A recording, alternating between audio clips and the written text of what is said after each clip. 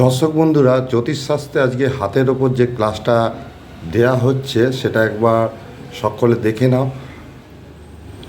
এই হাতের যে প্রথমের যে আঙুলটা, এই জায়গাটা হচ্ছে মেষ রাশি ইন্ডিকেশন দেয়। তারপরের যে কর্ডটা বৃষ রাশি, তারপরের যে কর্ডটা মিথুন রাশি। মিডিল ফিঙ্গারটায় প্রথমের জায়গাটা মকর রাশি, মাঝেরটা কুম্ভ, তারপরেরটা মীন। তারপরের আঙুলটা কর্কট, সিংহ, কন্যা।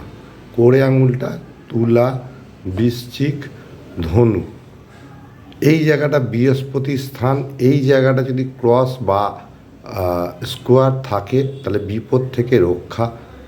শনির জায়গায় যদি কোনো কালো স্পট বা তিল থাকে তাহলে বিপদে পড়া বোঝায়। আর এইটা হচ্ছে আপনাদের মঙ্গল রেখা। আর এর মাঝখানটায় যদি ক্রস থাকে তাহলে ভবিষ্যৎ জানার চিহ্ন। এইটা হচ্ছে আয়ু রেখা। এই রেখাটা হচ্ছে আয়ু রেখা।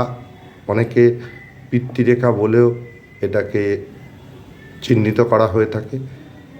আর এইখানটা যদি জাল চিহ্ন থাকে, শুক্রের যে জায়গাটা, তার চারিত্রিক দুর্বলতা বোঝায়। আয়ু রেখার পাশে যদি এরকম রেখা থাকে সেটা হচ্ছে মার্শাল রেখা। এই জায়গাটা ভাগ্যরেখা। এখন এইখানে হাতে এরম সোজাসুজি উঠেছে ভাগ্যরেখা। মার্শাল রেখার নিচে যদি এরকম থাকে তাহলে হচ্ছে স্নায়ু রোগ রেখা। আর এই দিকটা একবার দেখার চেষ্টা করুন। এই যে কোড়ে আঙুলের এই জায়গাটা হচ্ছে বিদ্যা বুদ্ধি। মাঝখানের যে জায়গাটা সেটা হচ্ছে ব্যবসা। আর তার নিচে যে অংশটা যেটা ধনু লেখা আছে এটা হচ্ছে প্রেম প্রীতি ভাব। তা এই জায়গাটা যার যত ভালো কাটাকুটি থাকবে না, লম্বা সুন্দর দাগ থাকবে, তাহলে তার ততটা ভালো। আর এই জায়গাটা হচ্ছে বুধের রেখা, বুধের স্থান। এই জায়গাটা, এইখানে মঙ্গলের জায়গায় যদি ক্রস বা তিল থাকে তাহলে পথে দুর্ঘটনা। আর এই যে শিরোরেখার নিচের দিকটায় যদি এরকম কাটা কাটা থাকে তাহলে অবিশ্বাসী মন হবে। আর এই জায়গাটা হচ্ছে চন্দ্রের স্থান।